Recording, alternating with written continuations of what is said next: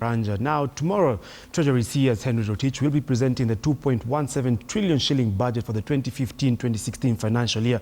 And as always, he's left us with a big question of how this is going to be financed. And just to help us more or less look into a crystal ball of how this is going to be done, I'm joined by Peter Kinyo, the tax director at KPMG. Peter, 2.17 trillion shillings. When you first had the figure, first of all, coming from 1.8 trillion shillings last year, what were your initial thoughts about this coming financial year's budget?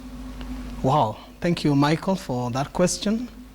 And initial reaction is we are proceeding in the right direction. Our economy is growing. We are getting a bigger size of the budget. Yeah. So it was nothing surprising. It is exactly what we expected, that the budget this year would be higher than what we had last year. Yeah. But having said that, I think the bigger question then becomes, how is it then budget going to be financed? And what is interesting is, unlike you and me, who we have to get our income first and then decide how much of our expenses are we going to fit into that income, the government has the luxury and pleasure of just first of all deciding how much they want to spend and then look for money to fund that expenditure. Yeah. So looking at the projections they have given us, we are looking at a budget of 2.16 trillion. And out of that, the biggest, I think, funder of that budget is definitely going to be you and me, the taxpayer, because the projection give about 1 billion, actually 1.358 trillion. So that's nearly 1.4 trillion to be financed by the taxpayer. We have a very small percentage, about 5 or 6% of about 73 billion that is going to be financed through grants. Yeah. And then we have a huge deficit of nearly 600 billion.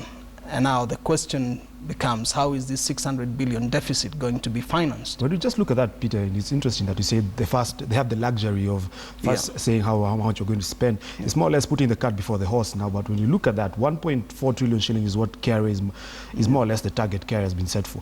Every year KRA has been unable to meet its target. So when we hear that and the deficit of about 650 billion shillings, what comes to your mind in just terms of how are we going to achieve that to even finance what we already put on paper for 2.16 trillion shillings in terms of the 2015-2016 budget?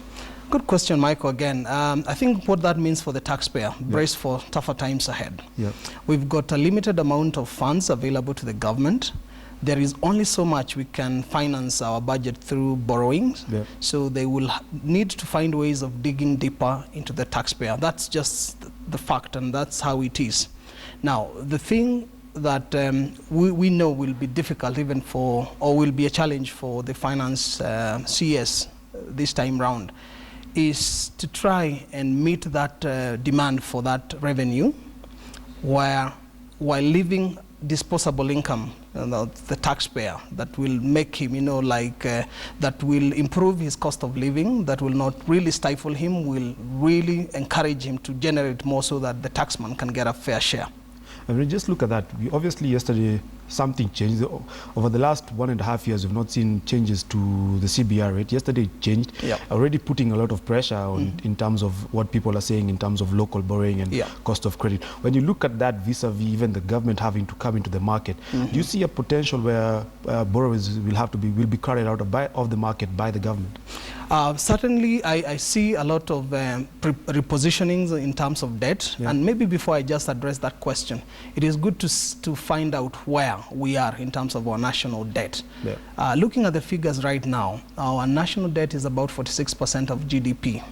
And the projections are to reduce it by 3 percentage points to 43% by 2017. Yeah. So now the question is, if we look at the current year, the government is looking at borrowing externally nearly 362 billion. And that is in terms of project loans and commercial financing. However, more importantly, we have a domestic borrowing allocation or projection of nearly 220 billion. And now that's where your question comes in. What's the implication for the common mwananchi who wants to get credit? The first implication there, and you've already alluded to it, is that we expect the interest rates to go up. And this has already happened. We saw after the meeting yesterday, the interest rate, the base rate has been pushed up.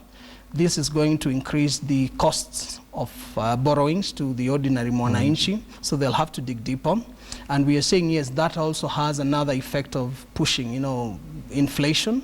So we have those two twin problems to have to deal with, for the coming year, and it will have to be really a very delicate balancing act by the CS to see how we can minimize or mitigate the effects of the increase in the interest rates. Peter, in 10 seconds, we've usually gone for sin tax in terms of where people, government can go for taxes. What can we look out for in terms of taxing when he presents the finance bill tomorrow? Well, again, it's interesting the way you talk about sin tax. If Uganda proposals are anything to go by, because we've become such an integrated community, they have already given indications that they are going to increase the sin tax. That's in taxes, excise duty on cigarettes and alcohol.